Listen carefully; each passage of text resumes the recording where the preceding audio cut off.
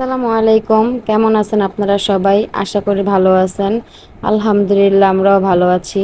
নতুন একটা ব্লগ নিয়ে চলে আসলাম আপনাদের মাঝে। আজকে আমার মেজে যা ওনাদের বাসায় আমাদের বোয়া ভর্তার দাওয়াত করছে, তাই চলে গেলাম ওনাদের বাসায়। তারপর দেখি আমার মেজে যা রান্না বান্না শুরু করে দিছে।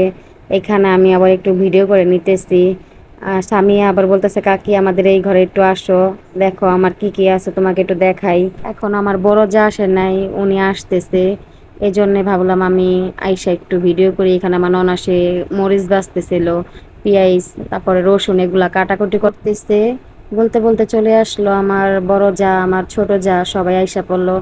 এখন আমরা আলুগুলো আমার জালে আবার প্রেসার কুকারে সিদ্ধ করে নিছে। ভাবলাম আলুগুলো আবার হাতে হাতে আমরা ছিলে ফেলি, একসাথে কাজ করলে কাজটা বেশি সময় লাগে না করতে। এখন আমার ছোট যা আর আমার বড় যা মিলে আলুগুলা ছিলে নিতেছে। আমার বড় যা আবার বলতেছে, আমি আলু ছিলতেছি আর আলুগুলা ভর্তা তুমি কইরা ফেলাইবা। আমি বলতেছে ওকে, আমি করবো না। এখানে আবার বাচ্চাগুলা সব চলে আসলো। এখন ওরা সবাই আমাকে ডাকতেছে, কাকি আমরা একটা জিনিস করব, আপনি একটু ভিডিও করেন। পরে আমি আবার এই ঘরে চলে আসলাম। এই ভিডিওটা অবশ্য আমি করিনি, আমার ছোট যা করে দিছে। আমি ওখানে আবার ভর্তাগুলা বানিয়ে নিতেছি। ওরা হাতে লিপস্টিক দিয়ে ওই হাতের আঙ্গুলে ছাপ দিতেছে, মেবি এটাই হবে। পরে আমি দেখে আবার বুঝলাম এখানে মোয়াফা হচ্ছে ফিটার খাইতেছে। ও দুধ খাবে না ফিটারে, ও সাদা পানি খাবে। এটা বায়না করছে। পরে ওর আম্মু আবার পানি ভইরা দিছিল, তো ওর আম্মুরেও অনেক জ্বালাইতেছিল। এক এক করে ওরা ছাপ দিতেছে হাতে, এখন দিবে সাদিয়ায়। তারপর ওরা ঠোঁটে লিপস্টিক লাগিয়ে ঠোঁটে ছাপ দিবে। আমি তো ভিডিও এডিট করার সময় হাসতেছি যে ওরা কি করছে এই রুমে। আমি তো ফার্স্টে দেখি নাই গা। দেখেন এই পাকনি আবার হাই দিতেছে, আর ফিটারে শুধু সাদা পানিগুলা খাইতেছে। এটা কোনো কথা বলেন? তার মধ্যে ওরা তিনজনের মধ্যে যে কোনো একজন একটা আকাম করে ফেলছে। সেটা হচ্ছে আমার মোবাইলের ভিডিওগুলা জানে কে কাইটা ফেলাইছে। আমি বউয়া রান্নার পর একটু ভিডিও করছে, আমাদের খাওয়ার সময় ভিডিও করা হয়েছে, এগুলা কোনো কিছু ভিডিও নাই। ওদের তিনজনের কাছে আমার মোবাইলটা অনেকক্ষণ ছিল। এখন তো জানি না কি করছে ওরা। তারপরে দেখেন ওরা এক এক করে লিপস্টিক লাগাই নিতেছে, এখন ঠোঁটে চাপ দিব বলে।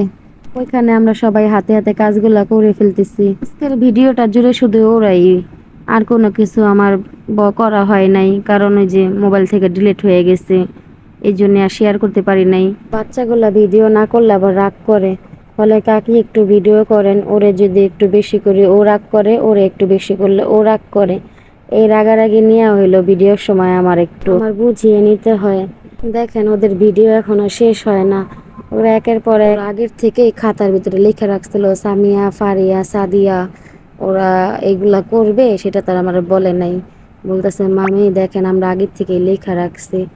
পরে ওদের মনের আশাগুলো একটু পূর্ণ করলাম। পোলাপান বাচ্চা মানুষ, কি আর করব। এগুলা করতে করতে এখানে আমার কাজ হয়ে গেতেছে গা। এখানে দেখেন মুয়াফা কি করতেছে, দৌড়াদৌড়ি করতেছে ওদের সামনে, আর সাদা পানিগুলাই খাইতেছে ও বৈশা বৈশা। ননাসের কোটা কাটা করা শেষ। পরে আমি ভাবলাম এখন একটু খালি আছে, আমি একটু ভিডিও করে নেই। এরপর সবাই আইসা পড়লে কেউ ক্যামেরায় ফেস দেখাইতে চায়, কেউ দেখাইতে চায় না। এই জন্য একটু খালি আছে, আমি আবার একটু ভিডিও করে নিতেছি। দুইটা রুম, আর এই পাশে হলো সুপা রাখছে। সুপা রাখার পর এটা হচ্ছে বেলকনি। আমি আবার টেপের কেবিনেটটা একটু ভিডিও করে নিতেছি। সামিয়া বলতেছে কাকি বাতিটা নিবাইয়া এইখানের বাতি আলো জ্বালাই দিই, তখন তুমি ভিডিও করো। ও দেখেন আইসা দৌড়াইয়া বেলকনিটার পর্দা সরাই দিয়ে গেল, বলে কাকি একটু ভিডিও করো তুমি। পোলাপান গুলা অনেক এক্সাইটেড হয়ে থাকে। এখানে আবার সাদিয়া বৈশা রয়েছে, সাদিয়া বলতেছে মামি হাই। আমি বললাম ও আচ্ছা ঠিক আছে। পরে আমার জালে আবার আমার ডাকতেছে, আসেন নেহার আম্মু ভিডিও করবেন না? পরে আমি আবার আইসা পড়লাম এখানে, ওনার ভর্তা টালতেছিল এগুলা ভিডিও করার জন্য।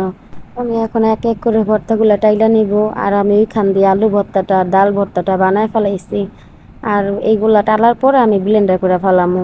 ভর্তা বানাইছে আলু ভর্তা, ডাল ভর্তা, দুই পদের শুটকি ভর্তা আর মরিচ ভর্তা। ভর্তা ভিডিওর ফাঁকে আবার আমি এইখানের গাছগুলো একটু ভিডিও করতেছি।